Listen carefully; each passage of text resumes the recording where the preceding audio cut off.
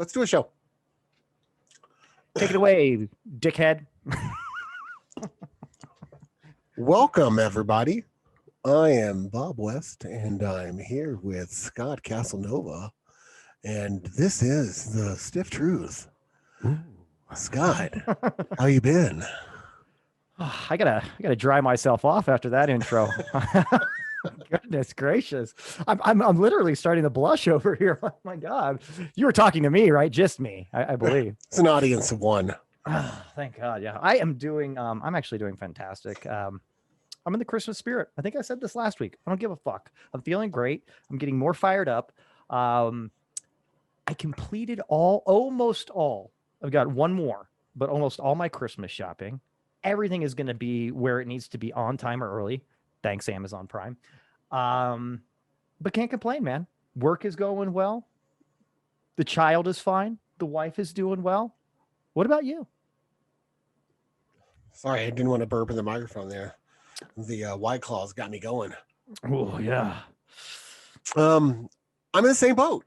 So we finished our Christmas shopping. I think it was on Friday, maybe Saturday.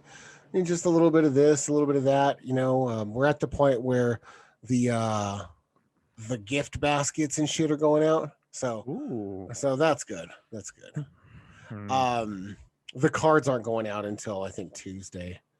So mostly because we couldn't find our cards. So we had to order new ones. If we're on the same boat, just make sure to stay on the other side of the boat right now. I don't have the vaccine yet. Keep your distance, bro. Okay. It's a big boat. It's a deck boat. There's boats and hoes. That's right. Oh, good shit. Boats man. and ho. And I got to bring it up. I got to let the Stiffies know. Bob is he's done with school for a little time. You know, we were just talking about it, but might as well bring the fam in, the Stiffy fam here with the excitement. I'm actually going to have an extra couple of cocktails today just because of it. So good. I want you to celebrate my victory. I will celebrate your victory. I do that. As long as there's alcohol involved, I usually will partake, and I'll do that for you. Good news, though. I am done with school for the semester, but I'm also down to my final 2 classes. And not to get it confused, guys, let's not like pop boners and jerk each other off just yet. And I'm done with JC, right? I'm done out of junior college. So my community time ends. And I will be, going to a state university. So I don't know if that's upping the level or not, but I am going from JC to state school. So, hey, it's something. But I do get to have the journey continue, but I do get at least a degree out of this. And so it's been long sought after, me and my 15-year degree. Took me 16 years to get a 2-year degree. That's how I roll. Hey, there's nothing wrong with the pace as long as the end result's still the same. You know what I mean? You got other things going on. Last I checked, you had like life going on and other things like that. So I took a 10-year hiatus in 2008, and I've changed my major 3 times. So there's that. Yeah. Well, I guess the really big roadblock and hiccup in this whole story is initially you wanted to go to school to be a professional fellatio aficionado. And when you found out that degree wasn't offered anymore, took the wind out of your sails and you had to redirect. So I understand. Yeah. I mean, I got a little bit confused when I was hit up and I signed up for the University of Penis Online. By the way, great school. Fantastic school. They lost their accreditation. I don't know what happened, but so I had to change my major. Yeah, tough times, a couple of times, but you always retain some skills in life, so that's good. Yeah, and those are priceless skills too. Yeah, knowledge is never lost, only gained. Right. I gain a few things when you exercise your skills too. I'll tell you that right now. That's just nasty. So but back to the Christmas thing. Everything's pretty much done. All the gifts are done. Not worried about anyone or anything at this point. Again, big ups to the FedEx and UPS and the mail folks. And I was trying to think with COVID, like what's a nice thing to do for the mail carriers? Like, is it okay to leave like Ziploc bags of cookies out there for them to pick up and just be like, please take one. We appreciate everything you do for us. Maybe some Gatorades. Like, I don't know what's the appropriate way to handle that.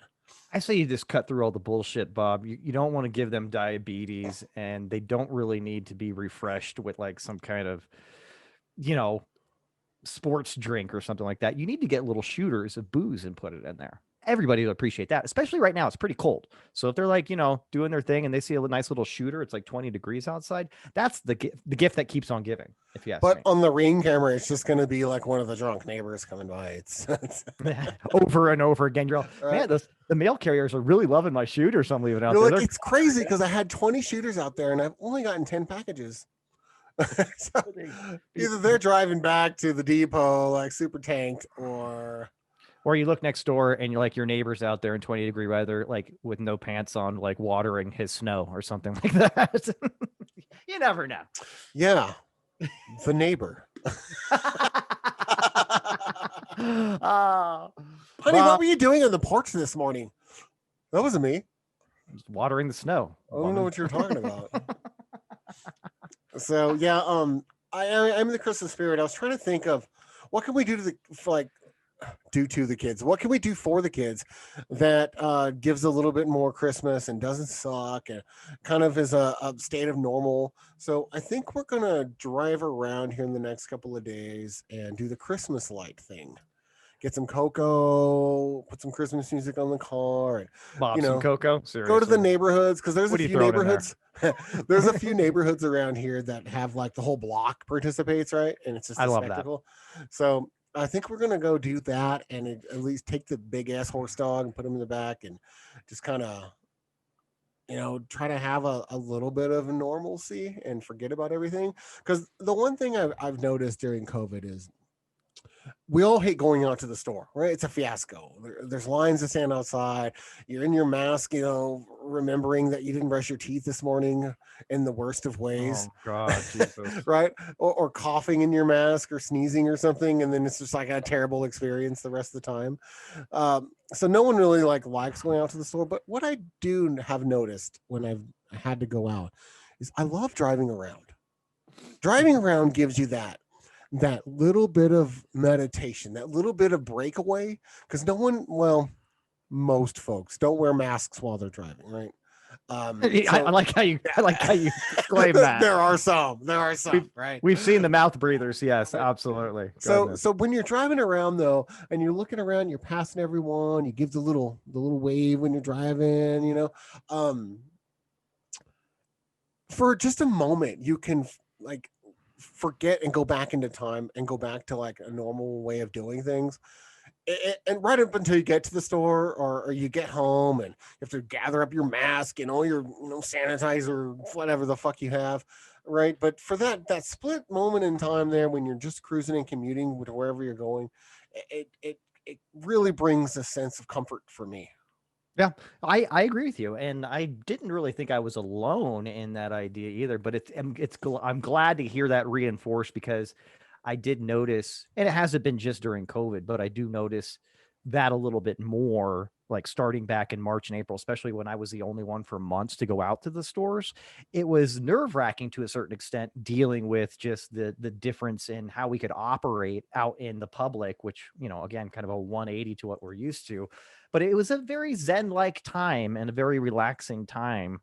And I almost thought for a minute, I felt kind of bad. Like, is this me needing to get away from everybody else? Not necessarily, but it is a nice little just regrouping kind of alone time. I feel you, dude. And I'll tell you what, though, going out and checking out Christmas lights, that's a classic tradition. Here, there you go. That's for you, buddy. That's a great soundbite there. We'll have to use that. Hey. Yeah, we will. Yeah, so I don't know. It's tough to find a time to do that during COVID because, one wants to drink. One does, and one will. I ordered all my groceries. They're being brought here. I don't have anywhere to go because I really can't go anywhere unless I need to. And time to celebrate.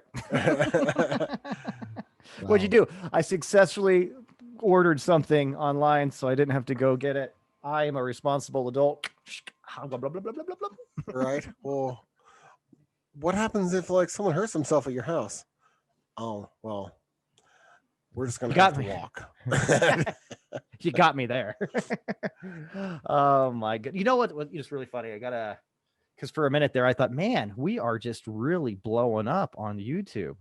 You know, this last episode. I mean, don't get me wrong; it was a dandy of an episode, was it not? But Bob, how did we do that? Because I feel that maybe we've got something now, and we're going to be, you know, riding the wave, so to speak. Here, I mean, we're just banging up popularity with views right now. Well, I will say this. After reviewing the analytics, it seems like we interrupted many ejaculations. There was some foul play. So, because our description had the word porno mag in it, yes, we got recommended to a lot of suggestive adult videos. For people that were looking for some type of release, right? You know, something of that nature. Because YouTube doesn't like have, you know, porn, but it does have provocative videos, right? With, you know, porn-like titles. So we got thrown in the search for porn, and we blew up with like, I don't know, 2,400 views or something. Like in 1 day, 2 days, something like that, something insane. Yeah, but the funny thing is that you're sitting there, and I could just picture the lonely. I've once talked to a girl guy who's trying to like get around the parental controls or his, you know, dorm's free internet search firewalls. And so he's trying to look up anything he can to get a glimpse. This is, by the way, this would be the modern equivalent to resorting to like a Victoria's Secret catalog. I was just gonna say the Sears holiday catalog or something. Oh, I'm in the lingerie section, right? So they're in the YouTube section trying to find as much skin as they can, and they're just. And then, Jesus welcome Christ. to the stiff truth. Oh, come on. Their hands are all lotiony, and they're trying to like fumble around with their mouse, and you know, just picture it.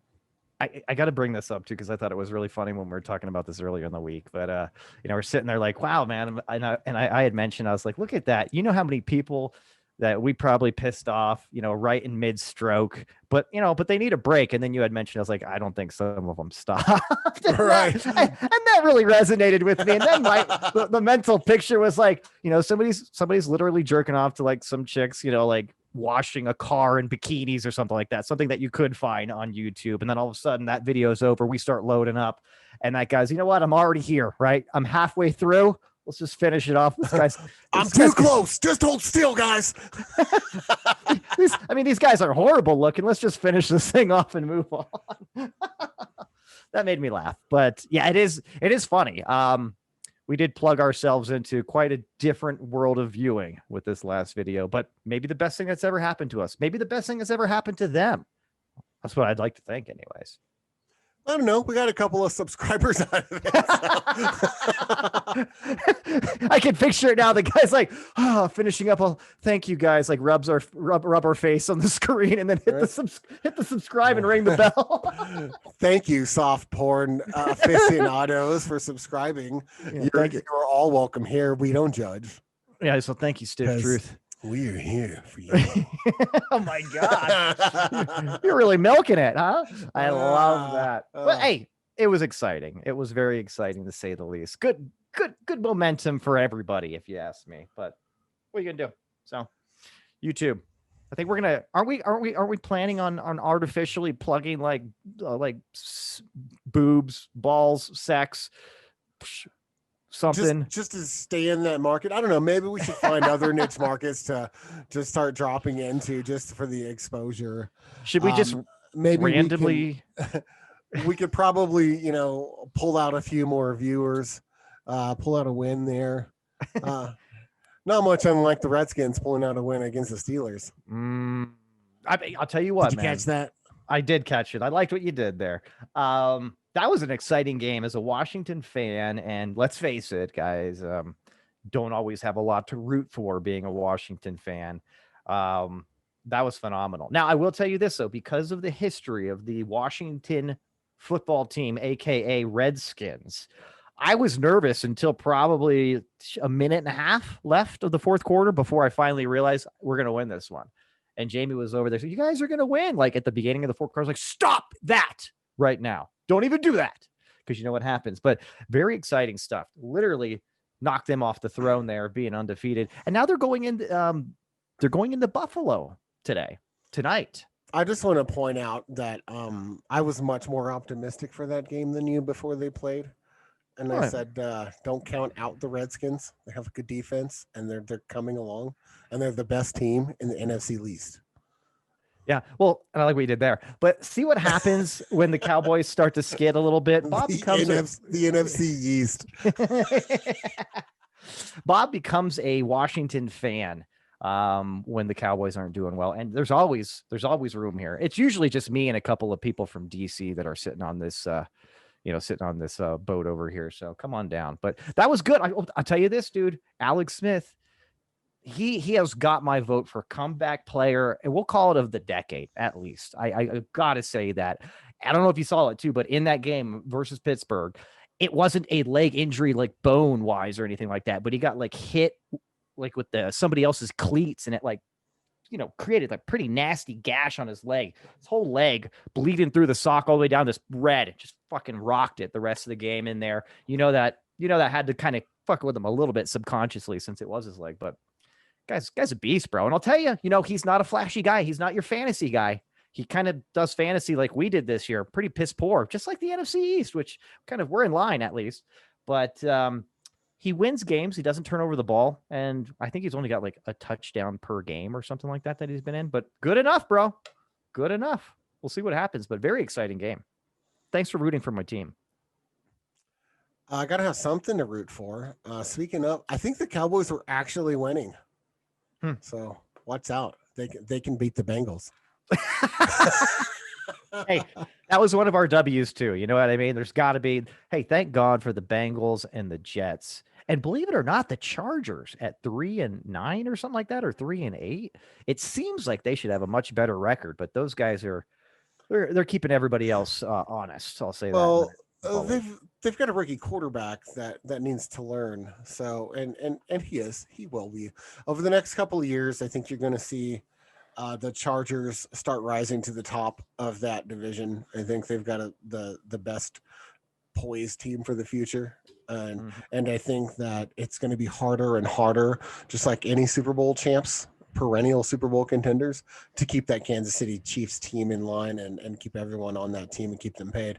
Because what happens the next time Tyreek Hill's contract comes around? He's going to be he's going to want the most money for any receiver. Right? What happens when their new rookie quarterback's deal goes by in 4 years the running back, and he wants top money for running backs. They're going to let him go, and they're going to start. It's hard to keep a team together. So I think it's going to be interesting to see if the Chiefs can keep that together. I don't think the Broncos have anything special coming, just because I don't think they have a quarterback of the future. I just don't. Drew Lock is a very, very immature guy. Like, I just noticed that. Maybe it's just his, I don't know. He looks like a little kid. He acts like a little kid to his face. It's just very strange. I don't know. Good football player. So, other than that, I really think that the Chargers will be the team to look out for. But I mean, it seems like I've been saying that for like 20 years. No. Watch out for the Chargers. They're coming. They're going to be good. They're coming. Not like our viewers last week, but they're coming. Well, I'll tell you what, it'd be pretty funny if they like got the recommended video in mid pump, so to speak, and then it switched to like the ambitious blue balls video too, while they were experiencing their own self-inflicted blue balls. Because you would have some people did stop short, I would imagine. So do you think that, like, as the show started, because of our intro, they're like, "Oh, did I find a real porn? The stiff truth? Oh yeah, there's gonna start off with some cops and stuff." It's all ooh, a Hugh Hefner joint. Ooh, this looks spicy. Right? How's this gonna start out? All right. Yeah. I'm sure there were people that were hopeful. Maybe they didn't know what the fuck was going on. The name probably didn't really give them much, idea of what it was about. I mean, it sounds quite sexual, right? It gets recommended as they're watching softcore, whatever, Well, Sears catalog porn. We're definitely into innuendo, so That's we're true. all up into innuendo. We like them stiff, too. Just keep throwing them out there. Man. Well, it might be already time to jump into something that's not so sunshiny and rainbow Bobby. Like, I don't know. Isn't that crazy? Where did the time go? Don't we need our drink first for that? Yeah, we probably do. That's what I'm saying. I'm looking at our notes here. They're a little bit out of order. You know how OCD I am about the notes. I got the drink all the way down here at the bottom or something. Is that better? Oh God, that feels so much better. But yeah. Jeez. I guess it is that time. So okay. Well, let's go make some Scotty Hot Toddies. And you just had to get that out there, didn't you? That's not the only time. I know. That's going to be dropped about 20 times this episode. All right, we'll be right back. We're going to go get a drink. Woo. Scotty. Oh, cheers all the way. Cheers to your tits. Cheers for fears. Oh, it's a great band. Cheers for beers. Go ahead and recline that thing all the way back. Pour yourself a nice little bottle of bubbly.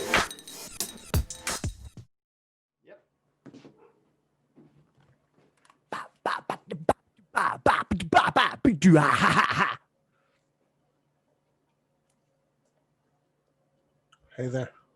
Hi. How's it going? That was good. I made a couple, and we can't really show off these drinks by color. Look at this. Look at you. See, I got mine in a coffee cup, so you can't really tell because mine's green and the green screen and all that, but it's my nice little fancy Jaeger insulated coffee cup. Look at you go. Look at you go. It is, however, delicious. Is that piping hot or what? Hold on, no, I cheated. I used the Keurig. Huh. Ooh. Now this is literally Grandpa's old cough medicine. You know what I mean? This is this is what we used to get out on when we weren't feeling good back in the day. It's some good shit, and like we had mentioned before the break, it is a Scotty Hot Toddy. So Scotty Hot Toddies all day long. Hot Toddies, and it's basically whiskey and water with lemon, cinnamon, and cloves. Mm-hmm. That's the brunt of it, guys. And honey. Yeah, and just in case anybody is like not knowledgeable about probably the biggest element here, it needs to be boiling water. That's what it needs to be. It needs to be a hot beverage. This is how I'll tell you what, I had one yesterday, Bob, and I never really indulged in a hot toddy before, to be honest with you. I didn't even know how to make it until we were talking about having something, holiday themed for the next couple of shows, right, with our cocktails. It's not, I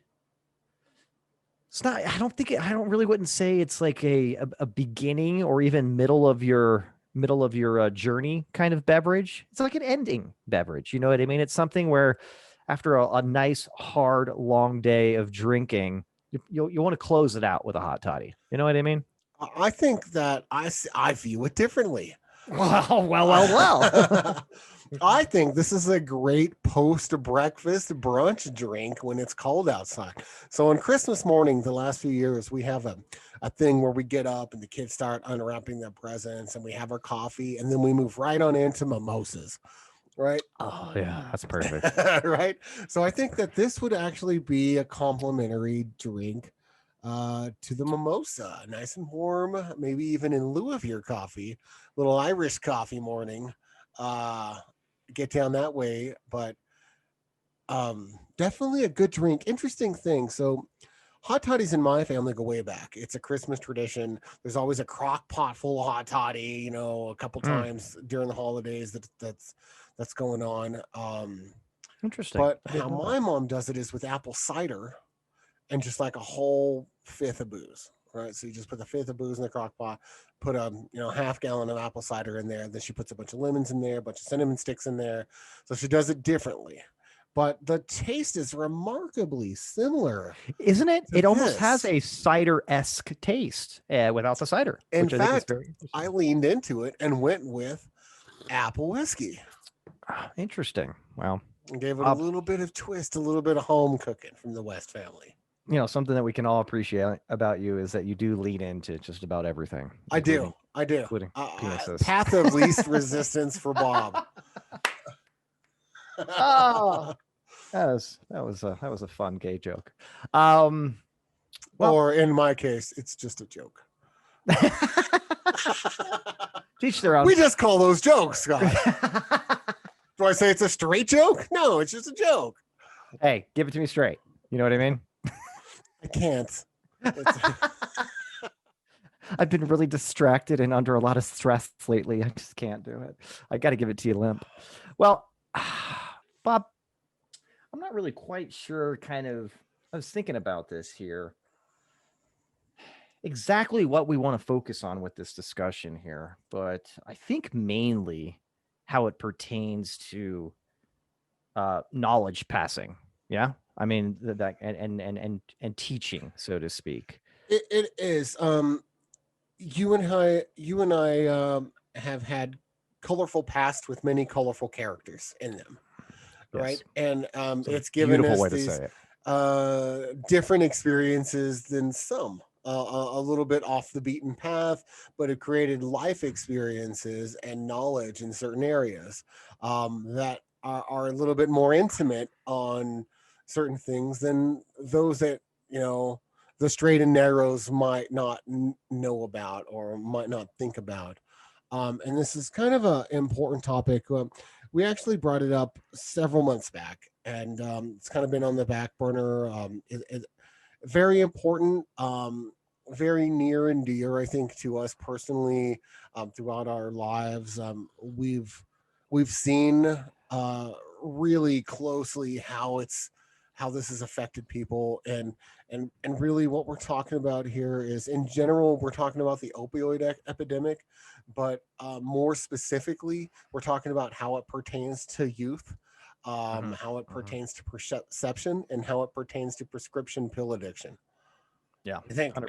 kind of captures, what we plan on talking about there.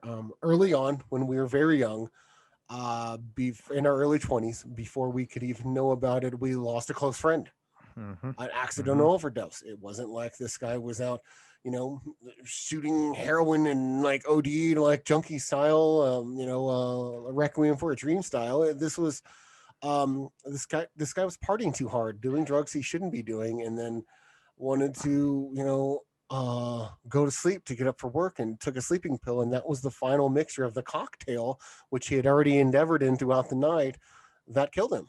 And I'll leave the names out of this, but I mean, you know who I'm talking about. And that, I think that for me personally, that was a real shock. Just a real, wow, shit is real. Like the you can't fuck around with some things, and prescription pills are one of those things. Yeah, and the interesting thing too is it's really all, and I hate to say how cliche it would sound, but it really is all fun and games until somebody missteps, and then reality kind of smacks you in the face with what's possible. And I think one of the biggest things to me about just pills and pills specifically, out of everything else, is we talked about this too. It's very, very socially acceptable because they can be prescribed for pain and things like that.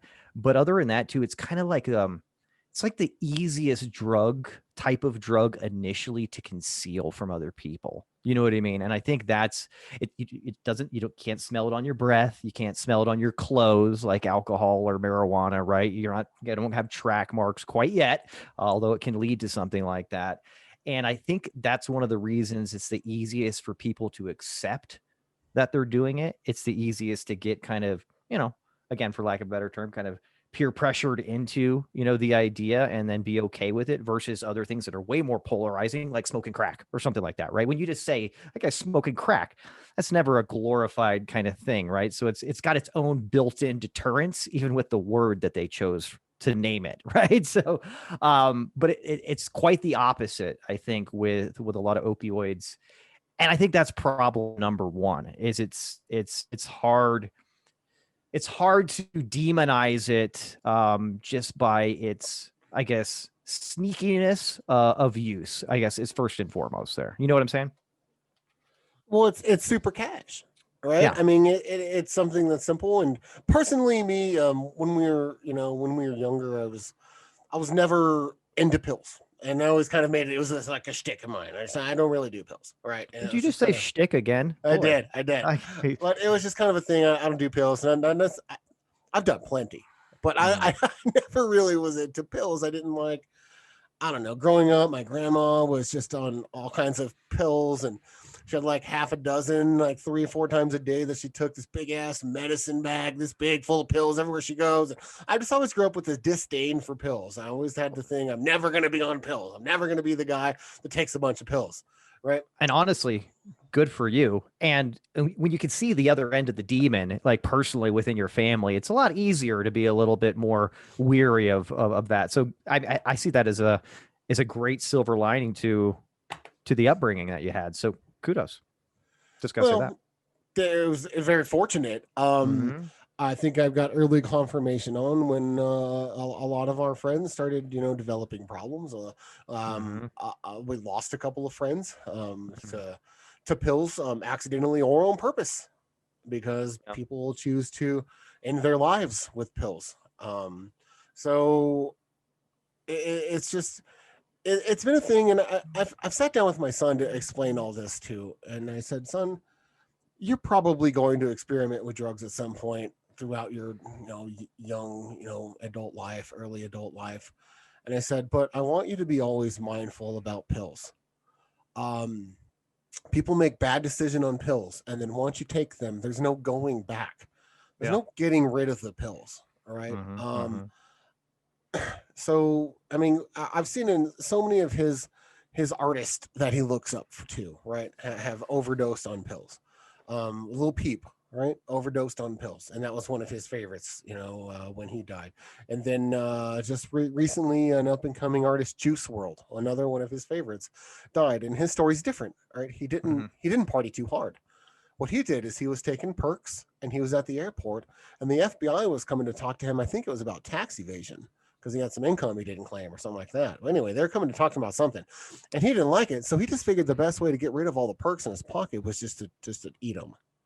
Yeah, that doesn't usually end well. And within so minutes, he was dead on the floor, foam out his mouth, having seizures. Yeah, and there's no going back. There's no saving him, even with all the medical personnel that are at airports. I hate to make light of that example, but I just have to, because I see an opening there. But basically, he just, you pulled a Wesley Snipes, bro. It's no big deal. There's light on the other end of the tunnel here. You know what I mean? Just, you don't have to eat your whole bag of pills. You know what I mean? Like, and I was trying to tell my son, I was like, you know why he did that? Because he's dumb. And I was like, no, he's not dumb. He did that because he was probably high as shit. And he wasn't thinking right. And to him, the easiest way, and it was logical in his altered state at the time. And it made sense to him at the time because he was so effed up. And he decided to do that. If he would have been sober, he would have never have done that. You know what I mean? But because he was probably out of it, he killed himself. You make a really great point about, again, this type of drug and what it does to you too. And if anybody doesn't know, opioids is definitely something where you get kind of like a sense of God. You know what I mean? You think that you're on point. Like if you think you could see yourself, you would just be just firing on all cylinders. But then from everybody else's view, it's not so sharp. It's very edgy, very sporadic, very forgetful.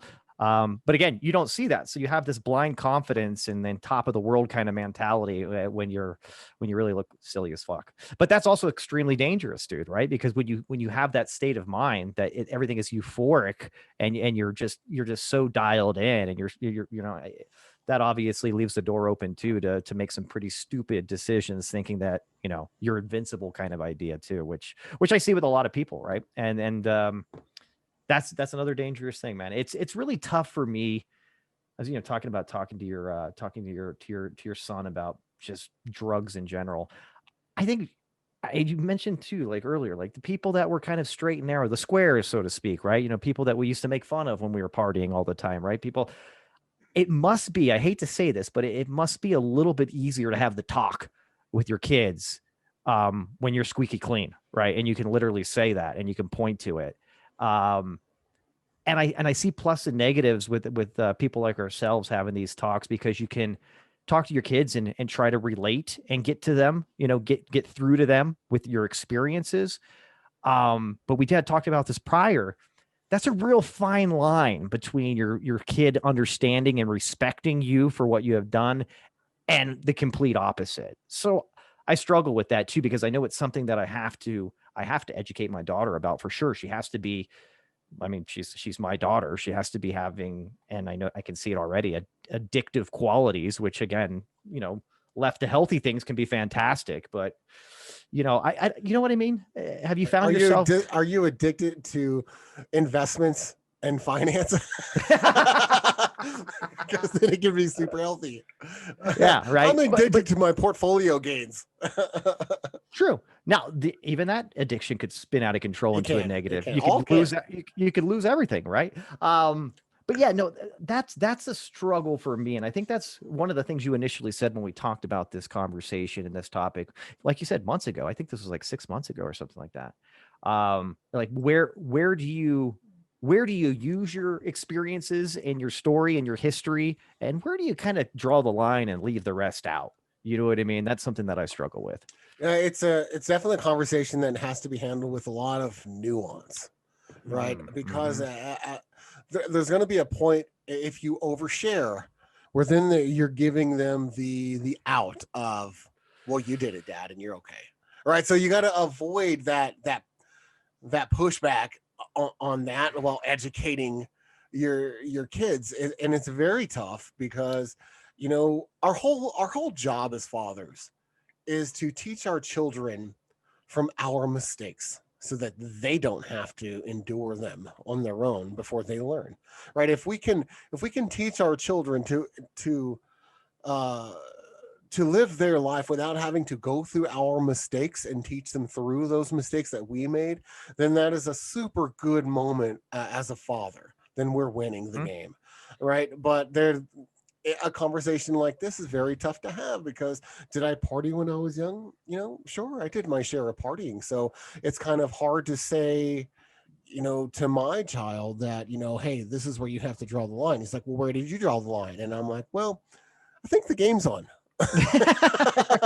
You know, so it's almost like where you come out with a shut up, kid, just listen to me, but that never goes well when it actually, you know, come to making things stick, you know. Well, kids don't listen.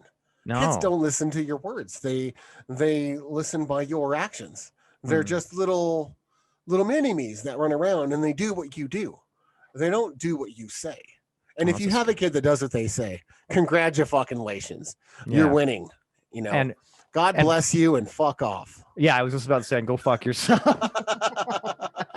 Everybody else in reality land has to do it a different way, but kudos to you. Yes, those are the same people that don't have to pick up their house when people come over. Yeah, fuck right off. Yeah. Yeah. If you don't have to do a severe deep clean, like Nazi style deep clean before your family comes over for something, yeah, you can go to hell. Yeah, people saying, give me 24-hour notice before you just drop by. Fuck that. I need like half a week's notice. I gotta plan this shit. Yeah, the house has to get done in sections, and it can't be all done in a day. We take bulks of the week to do each section. No, it takes several days to get my kids to clean that much. Oh man. And I tell you too, the other thing, the other thing with me about this conversation too is, I don't know, how do I want to put this? For me, it's not so long like long history, you know, like this is some of my troubles with this stuff is pretty recent history opposed to some other folks too. So it's just, I guess it's just a fresh wound to lick kind of thing, if that makes sense to a certain extent too. And I'm continuing. This is interesting too, because it was just a couple of days ago, but I'm continuing to feel the effects of people very close to me, that this was the catalyst in the beginning of what ruined their lives, or and their lives not even there, including my brother and one of my good friends. Right. So that's something where it's it's really difficult. It's really difficult, but then again, it just makes it that much more paramount that I get this across to my child. I mean, why did I literally go through? Why did I have to go? You always get this too when tragedy happens. Like, why? This is not fair, right? So what I have to think is, no. This stuff has happened. It's continued to happen because I got out of the game. I got out of the drug user game at a time before I lost my life or my freedom or both or whatever. And I was very, very lucky. But you know what that did is it neglected to really drill in the lessons that I should have learned from my experiences, if that makes sense, right? It's almost like I needed to get hurt in a certain way to be able to overcome this in the future. And now I have numerous examples of how this can go so horribly wrong. And it starts out, again, like we were talking, it's just so innocent. I remember, God, years ago, when my brother had started taking oxys. This was in the huge like oxy rush of the early 2000s in Florida. He was living in Florida, and they were just fucking handing out this shit like candy for any fucking reason. They got in a lot of trouble for doing it. Correct me if I'm wrong, but by all accounts, oxy is one of the pinnacles of opioids, right? There's like few that are stronger than oxy, right? Essentially, yeah, and I can probably go into a story that maybe people might get bored with here, but I know the whole story of how it was created and patented and all the shady shit that went on there too with the company that brought it to market. But yeah, I remember when it started out, it was a godsend because my brother, long short, when he was a little kid, he had some burns when he was like 6 months old on his hands, got a bunch of skin grafts. It ended up giving him pre-arthritic kind of conditions in his 20s where, God, just trying to grip and stuff like that was very, very painful. So that's initially what he got prescribed the oxy for, which is a immense help in that respect. And then also I remember him quoting saying like he didn't, because he had a problem with alcohol and he didn't have to drink anymore when he took his medication. Well, of course he was sky high, but at that time you're just kind of making excuses for these other things in your life that are no longer negatives. And how it started out with something that innocent and genuine too, right? To an actual problem turns into him being completely strung out, eventually losing his life, with that being a major part of the contributing factor to his downfall. That to me is like one of the, and here's the other thing, Elizabeth kind of remembers a little bit of this too, right? So I think being able to really explain what happened to her uncle and use that kind of as like the backbone of drug education. I hate to say it, but that's unfortunately the only silver lining kind of thing I can find out of those experiences, because outside of even family, this too, there's I wouldn't say 100, but there's dozens of people that we used to work with at a said place in Albuquerque that were all innocent kids that started popping pills on the job, right? Fucking telemarketing is boring. I'll be the first person to attest to that. You can too, right? You got to get through your time sitting there being told no and repeating yourself all day. And that was, again, a pretty innocent choice to kind of keep things lively and numb it, so to speak. And there's so many of those people that ended up either, again, in jail, dead, or just on the other end, on the other side of the tracks, like so to speak, financially and well-being, and the people that they surround themselves with. It's crazy, man. I was thinking about it too. The opioid epidemic, it didn't start like in the early 2000s, late 90s with these drug manufacturers really pushing the pain pills. It never died from like the 1940s and 50s. I mean, like the counterculture, with the morphine bottles. Yeah. And like in the jazz culture and everything like that, the musicians culture kind of in the 40s and 50s really brought like heroin to a roaring, like, front and center of the drug culture. And then it just kind of got like a dormant volcano throughout the 70s and 80s as cocaine and crack and meth and, LSD and stuff like that kind of took over just being the fan favorite. But then all you needed was this little tiny spark of interest, right? And then all of a sudden, why does this even happen to? Why does eventually pills turn into heroin? In almost every scenario, it's the same goddamn drug. It's the same goddamn drug when it comes to how it affects your body. It's chemical composition, essentially. And pills get too expensive, and you're looking for a more economical way to get your high. And that's how it always. There's gonna come a point in time where you just can't get any pills. Yeah. And then what do? You get cut off. Yeah. You go farther into the black market, right? Mhm. And because you can find heroin, that's a straight black market. Pills are harder to find because they cross over from the free market into the black market.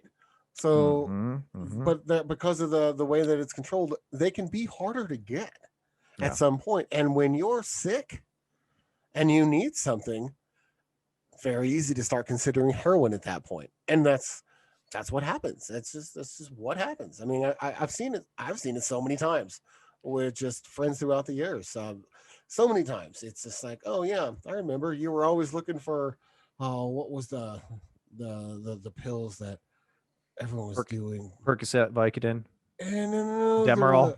No, there was something else too. Anyway, it doesn't even matter. They're all the same, right? They essentially are. Barbiturates and benzos is what everyone's looking for. And opioids. Valium, Xanax. Right? So, I'll keep Klonopin. Klonopin, right? The Pilates. Everyone wanted the Pilates. I've never done any of these things. I'm reading Wikipedia on how to be a drug user.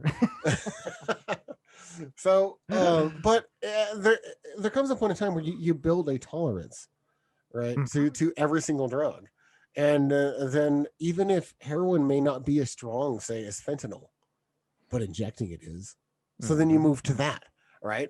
So, I mean, it's just this constant progression because whatever it is you're feeding, whether it starts off as pain of the body and ends up with pain of the psyche, whatever it is you're feeding, it gets hungrier and hungrier and hungrier, and it's harder to feed and keep full. So that the thirst of an addict just gets more and more possessive over their life, right? And until eventually their body can't keep up with the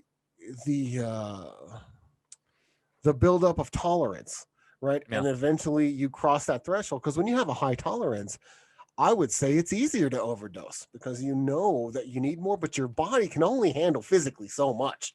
Honestly, you're up there doesn't mean anything.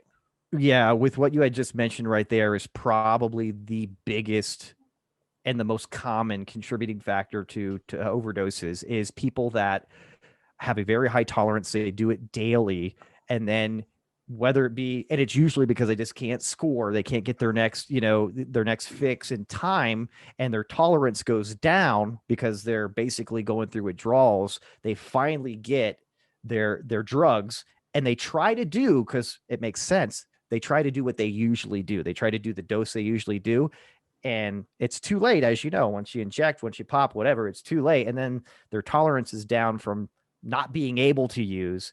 They try to do the same amount, and it easily puts them over the top and stops their heart, because it's just that scenario is probably one of the easiest ways of accidental overdose. It's literally somebody that could not get high for a little while and then finally scores and then tries to do what they usually do. And that's all she wrote. That, and now the number one overdosing drug in America right now is fentanyl. So, oh yeah. Well, essentially it's leaps and bounds cheaper and 10 times stronger than heroin. So a lot of people, what they're doing now, which makes sense, right? Being black market, is they are lacing their heroin with fentanyl, or they're giving people straight fentanyl instead of just heroin. And obviously same scenario. Somebody go ahead and fills up a syringe with that and trying to do the same amount that they do of something that's 10 times weaker. What do you expect, right? But hey, it's super economical for the drug pusher and for the person cutting their shit. So there's that, right? And that, I hate to plug it, but this is one of the reasons. I don't hate to plug it, I actually like to plug it, but this is one of the reasons why drugs should be decriminalized and have some kind of regulation of purity and usage. You know what I mean? Things like this wouldn't happen. And I will say that, man, Oregon and Washington has their issues. And they do. They're not perfect, but in many ways, they're willing to try things and lead from the front in their societal approach to issues up there. And they've always been like that for as long as I can remember in my adult life, right? Oregon and Washington have always been the ones leading climate change, right? And before it was a fad, before everyone was like really knowledgeable of it, you had Oregon and Washington really like getting rid of the plastic bags, getting rid of the plastic. They're just always ahead. You want to hear a stupid joke? Yeah. Climate change is so hot right now. You idiot. So my dad brain was kind of true. You got to say it. It's funny. So, I mean, we had an episode a few months back about this sort of this issue, but from society and how they handle drug addiction, right? And then we were pointing out with some European countries and how they treat this as a medical condition and not as a criminal issue, right? And Oregon has now just voted with November's election to decriminalize drugs.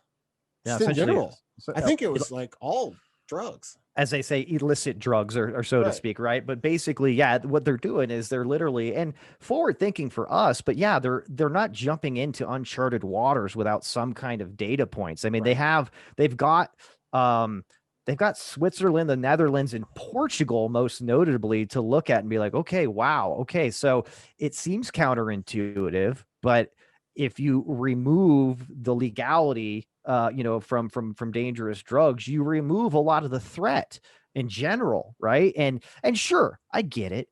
Don't get me wrong. Drugs can fall from medical to criminal.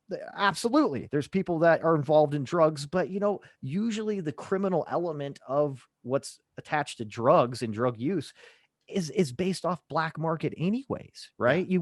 You wouldn't have a bunch of people shooting each other up over a drug deal gone bad at a fucking, abandoned Kmart, parking lot or something like that, because there would be no need to do it. So it'd be at the clinic. Exactly.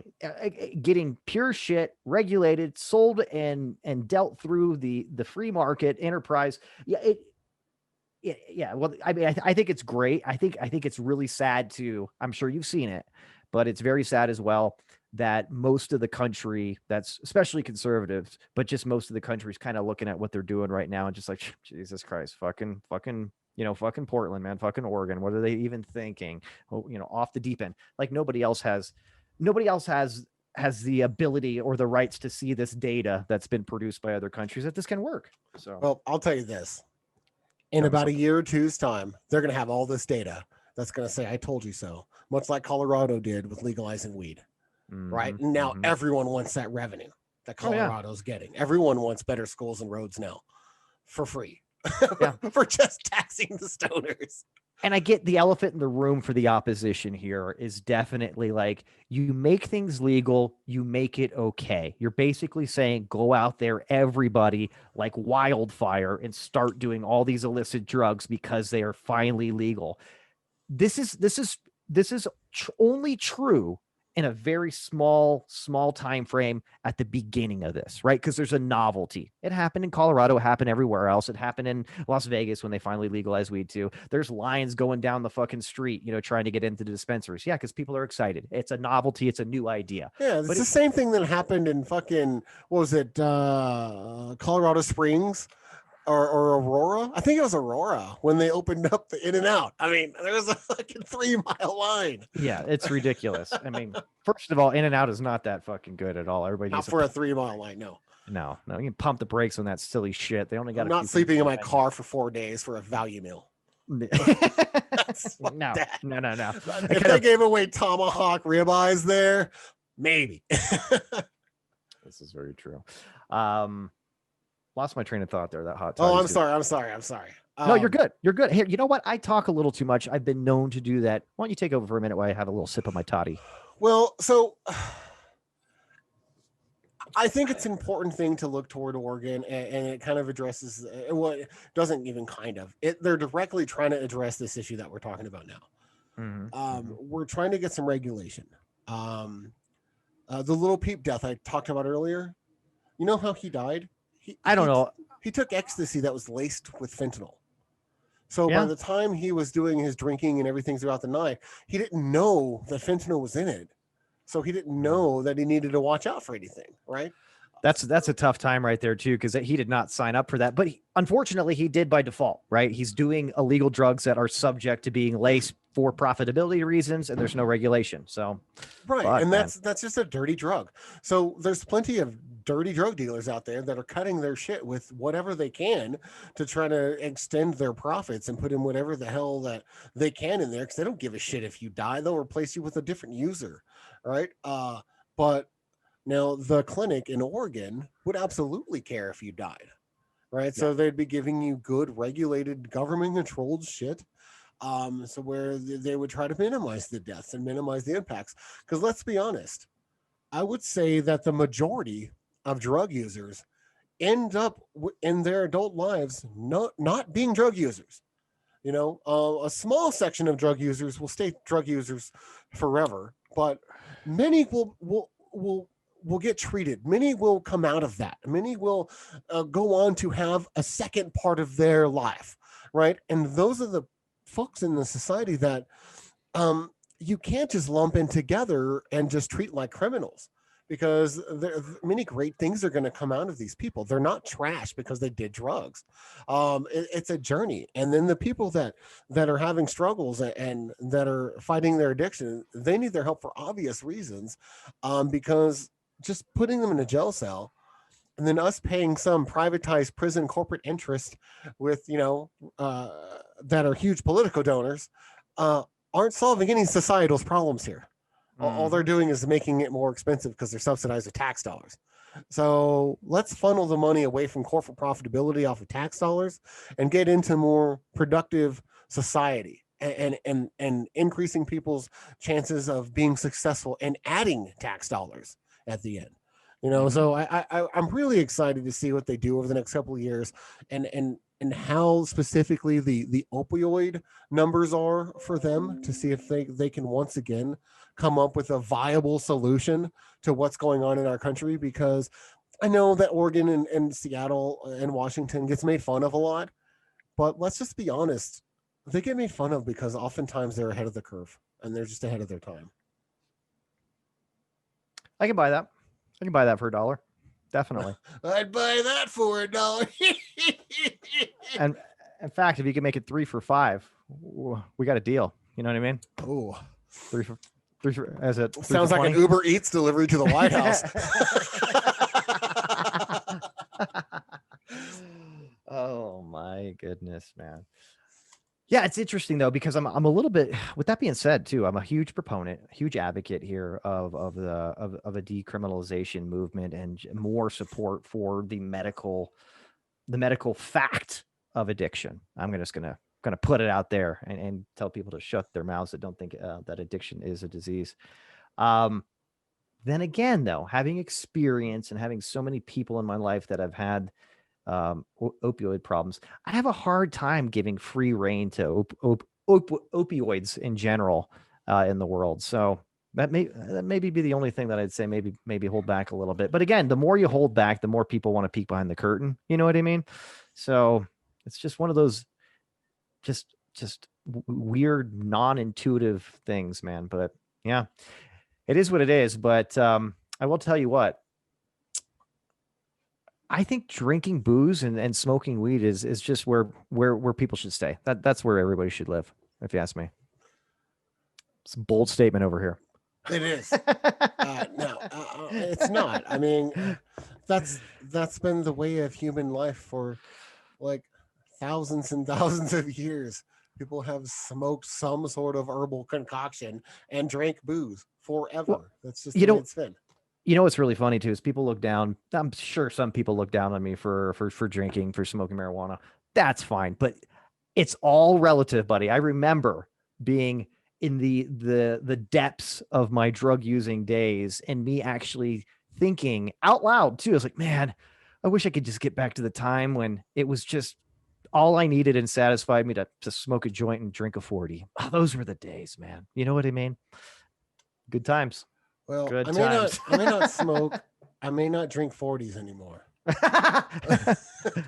I don't either, but you know what? But all It's I the need idea. is a couple whiskey sours or some scotch, and I'm good to go. But I don't know. It kind of circling back, and it's a very tough thing. And I think really that I'd like the Stiffies to be mindful of is just to make sure that when your kid starts, hit them up in middle school. That's when it started when we were in middle school. I mean, I think it's fair. Nothing it's has fair. changed at that point. I think it's probably only gotten earlier that they're probably right. being maybe exposed even to this fifth idea. grade. But definitely hit them up by middle school and make sure that they're aware of the dangers of pills and that kids don't know shit about fuck when it comes to pills. Hey, this is this pill. How do you know that? Well, because so and so told me. No. Don't take candy from strangers. Don't take pills from seventh graders. So Right. it is something that we have to keep the conversation moving because there's this huge big pharma and corporate world out there that doesn't give a fuck about who buys these pills as long as they get bought, and they don't care what happens to them after. So it's up to our job to get more involved and be a part of that policing process with our children to make sure that they're trying to stay away from them. There's just there's no going back from a pill sometimes. So I don't know. It's a tough conversation. And as I was having the conversation with my son, as I've had a few times over the last couple of years, it just made me think about, I really hope that other people are having this conversation because I know there's plenty of parents, especially in fucking New Mexico, that don't even care about their kids' schoolwork or their grades, much less if they're like concerned about if they're taking pills or not, or even aware that that could be a possibility. Well, I'm here to tell you it's fucking happening. They're being confronted at school and kids, and pills are already there. So don't pretend that it's not going to happen to your kid. Get the conversation started. Keep the dialogue open with your kids. Find out, because you're going to really kick yourself in the ass if you wait until it's too late to start the conversation. Which can easily happen. And to add to that, I think one of the easiest things for people to do, including myself, if I wasn't conscious of it, is to avoid having this conversation with their children because their children aren't exhibiting any signs of it, right? So there's no reason for alarm, or they think that their kid is just so successful right now in school or what have you, they're not going to be affected by this. I'm just going to go ahead and sidestep this very important but awkward and tough conversation because I don't think it's relevant to my kid, me and mine kind of deal. I think that's the most dangerous kind of thing to do. And I think way too many parents do that to, I think, avoid the conversation, in general. And then it ends up biting them in the ass. So you can't avoid it. I mean, it's one of the most important conversations you'll have with your kid. The talk about prescription drugs and the talk about sex. You got to talk about those two things if you don't want your kid to become a statistic. So we can't prevent everything and we can't be perfect, but I can tell you what we can do, and we can be good, active, involved parents and at least try. And so many parents don't. And I know that our Stiffies are different. But for those that are new to the show or just catching us for the first time, if you're going to be a Stiffy, you're held to a higher standard. So be better. For those of you that have your hand on your junk right now with your pants around your ankles that just tuned in after your video stopped, enjoy. Nice. Put your dick down and take notes. He's taking notes with his dick. Interesting. Quit flicking the bean and write this down. Oh man, but yeah, definitely something I'm glad. I would like to point out that 20-some% of those users were women. Oh, I like that. Hey, Just now throw that out there. You're all, hey, put down the mouse, quit double clicking that mouse, pay attention. They kept right on going. They didn't even hesitate to continue. I like that. Yeah. What are you doing in there? Get off the computer. I'll be right out. Seriously. Well, you know what else, what else kind of blows my mind too. And I really just thinking about it and reflecting on my childhood, my upbringing. Do you remember like a lot of the people that had parents that were like the cool parents that's where you could go to get, drunk way early, do drugs way early. Cool to a 16-year-old, not cool to anyone else. Exactly. Now, of course, just reflecting back, you're like, wow, those were really piece of shit parents, man. Yeah. You know what I mean? But back then you're like, oh, Mrs. Whatever is so cool, bro. She let's do all this stuff and get it. And then you have the defense from those parents too, which I get it.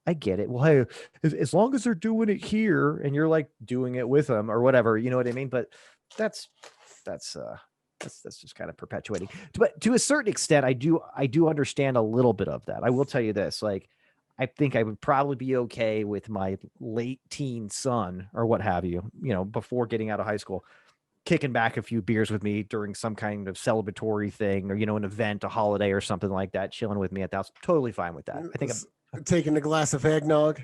Yeah, you know what I mean? Especially if they're at the age where they're already getting like a driver's license and beyond. I got to give them a little bit of credit and throw them a little bit of rope and be like, hey, I'm not going to do this. Because here's the other thing that's dangerous too. For the parents and personally, I have experience here to a certain extent, and then experience on the other end. For the parents that are way too hyper overprotective and shield their kids from everything, that's dangerous too. Yeah, you know what I mean? Bad. Yeah, because then you literally have the Catholic schoolgirl kind of mentality where, Oh yeah, the second they get out of the house, it's their fucking Rumspringer. Yeah. Right. But so you don't want that. And you quite honestly too, I don't want my child to be ignorant too about drugs and alcohol in general, because that creates just as much of a problem as being shielded from it, right? If they just don't know anything about it, it's almost the same thing. Here, kid. If the strip turns blue, the more blue it is, the more pure it is. So, hey, maybe not that knowledgeable. Yeah. Drug education can definitely mean different things to different people, right? Yeah, I had the talk with my daughter, bro. She cooked up that shit and came out like crystally and smoked really good. Great. Great stuff. Rich and compelling. Woo! That hot toddy was good, bro. You're right. It just kind of warms the gut. It really does. It's going down. And we did get a little bit of snow last night. A little dusting. But I was looking a couple of weeks ahead. And right now we're scheduled for a little bit of a storm coming through right around New Year or right around Christmas Eve. So that would be something else. I'd be into that. I haven't looked that far into the future, Bob, but when I do get out my crystal ball this afternoon, I'm going to see if it's going to be snowing here Christmas Eve, because that'd be nice. That's picture perfect right there. That's textbook. You know what I mean? A nice snowfall Christmas Eve, waking up to nice fresh powder. With some hot toddies and some mimosas and some coffee and kids' happiness and joy and all that. Let me ask you this. This is just off the fly here. Me and Jamie were having this conversation yesterday with Elizabeth. What is your personal favorite Christmas tradition that you have? Like that you always look forward to, or that always just resonates with you every year. You're like, man, I love doing this, during the holidays. It's probably putting up the tree after Thanksgiving.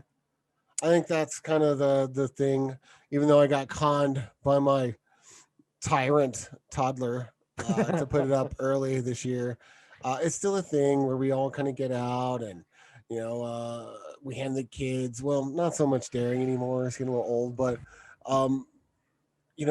handing off the ornaments out of the box and letting them go do the tree. And then, when they go to bed, fixing it. So there's that. I like that, dude. I was, we were talking about yesterday, my favorite thing to do, besides what you had just said, I think putting up the tree, putting on the ornaments, having like the ornaments from when you were young and everything too. And just getting, I think that's kind of when you really know, Christmas time is hit when you're decorating the tree for me, right? That's when the initial juices start flowing. The other thing that I love doing is it's more of a family, just a family tradition, is making kind of the Italian spread, for our Christmas dinner that we do on Christmas Eve. We don't do the turkey or ham like a lot of folks do. We do homemade lasagna and a big platter of antipasta.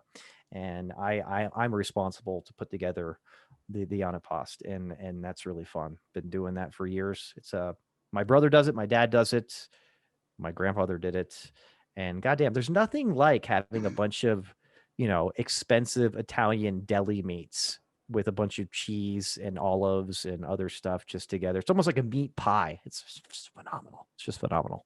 But I'm happy that you also enjoy putting up the tree. That was my number two. That was my number two. Yeah, and we put in an order for all of our food.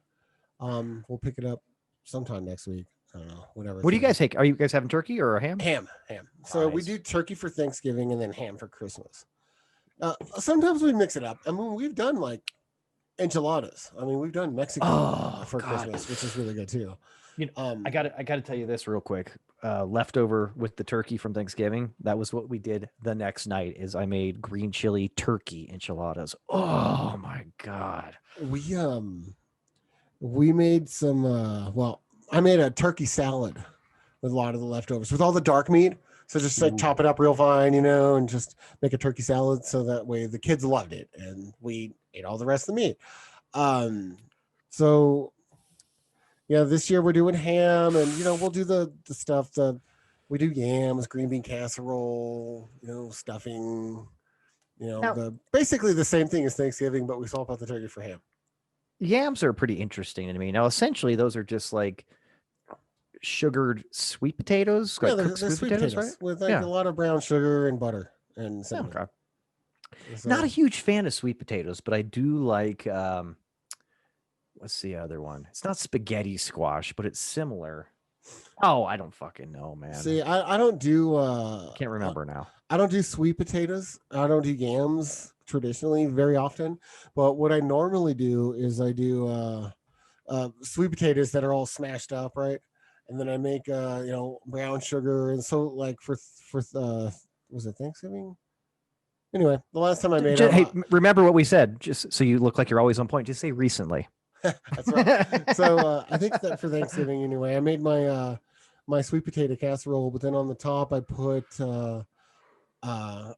crunchy brown sugar and everything and put like a glaze on top so that it was like crispy and crunchy, and then cooked that. And then afterward I put a bunch of marshmallows and shit on top of that and then put it back in and gave it all that. So we give it the TLC around here. I'm a foodie. I like to eat. No shit. You don't say. Yeah, so I am looking forward to that. Can't say that I picked up a dozen tamales the other day because Christmas time in New Mexico means tamales, motherfuckers. So we've been crushing on the tamales for the last several days. And Bro, those shits are good. You just steam them up in a pot and get them all ready to go. Throw some nice salsa, red chili on top of them, and get down. I just popped food bone over here, dude. Like hardcore. I'm gonna have trouble standing up for a minute. It's gonna be nice. Just use a book. It's like the bartender's fucking book. You're all, Jesus Christ, Scott. You're like, I really like cocktails. It's don't act like you're not impressed. Look, I can hold the book up by myself, no hands. Hey, we've got one more really, really fun topic, and I don't know about you. This is probably, I think for you too, I think in general, this is one of our favorite traditions and our favorite things to do on our downtime with the families, watch movies in general, right? Not going to go out on a limb there, but with the Christmas timing, there's some great Christmas movies out there, and just whatever holiday movies will be PC, but let's face it, Christmas movies. We were talking about it here. We really want to dig in. I've already watched a handful of mine, but I've still got about 3 or 4 I think I want to get in there. Let's stay away from the overall best just Christmas movie. Let's focus in on, Bob, I really want to pick your brain here about I just like giving you a scenario to answer the question so you can have fun with this. Close your eyes and just picture this. That's my penis on your head. Isn't that nice? Okay. Now we can move on to what I wanted to get you to talk about. I traced it. So let's just say, well, I love that. Let's just say that I basically latched on to Elon Musk's SpaceX shuttle coming back from Mars here. That's recently happening. I came back to Earth. I'm stowaway, so to speak, a Martian stowaway. And I see you. You're the first guy I see. And I'm like, hey, what's up, dude? You look pretty cool. What's the funniest fucking Christmas movie out there to you? I mean, what really gets you going? What's your funny comedy Christmas movie here? I hear Christmas is pretty fucking cool. I want to check it out. I want to get into it, and I need your feedback, Bob. Where are you going and why? And there can be layers to this answer. Well, it depends. So, I mean, there's a couple of different answers, right? So, it depends on if the kids are watching or not. All right. Oh, Jesus Christ! Me and Jamie found that out the night before last. We're like, "Oh, let's watch this one." Yeah, And then no, like yeah. the language, the innuendo started. I was like, she's like Elizabeth is staring at the screen. I was like, "Oh, not good, not good." I was like, "I don't remember that being so bad." Yeah, that's a good point. So kid friendly versus outside of that. So, Okay. kid friendly is probably going to be the one you got behind you. Yeah. Christmas So, Vacation, National Christmas Lampoons, baby. Christmas Vacation is probably the quintessential family Christmas comedy of all time. That's still for an adult funny as hell, right? But the kids can still, get along with that. Again, I agree, 100%. That's a good one. Yeah, and now if the kids aren't watching, Scott, Bad Santa. Love Bad Santa. Very, very good. Nothing very better than a drunk Billy Bob hating life, having to be Santa to make ends.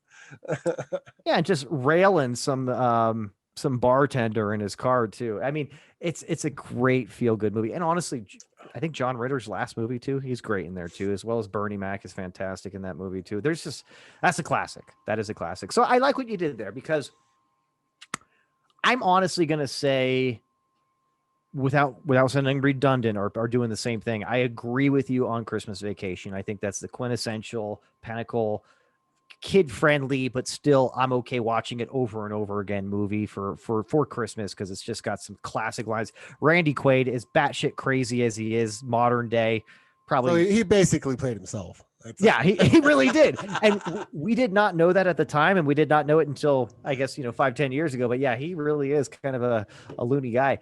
But yeah, that I think great. Chevy Chase, honestly, his delivery in that movie when he is losing his shit or whatever is just it can't be mimicked. I hope there's never a remake. Let me just say that now. Please don't remake, Christmas Vacation.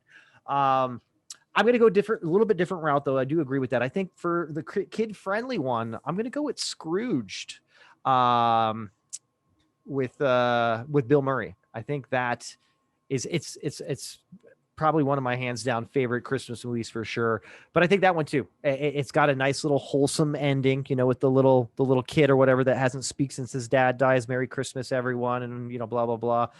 Scrooge is a classic, probably my favorite Christmas story. A guy that doesn't have any gratitude for anything has to get slapped in the face with reality by 3 ghosts, and then realizes all this shit he should be grateful for, and even is excited about the sun being out and all this shit.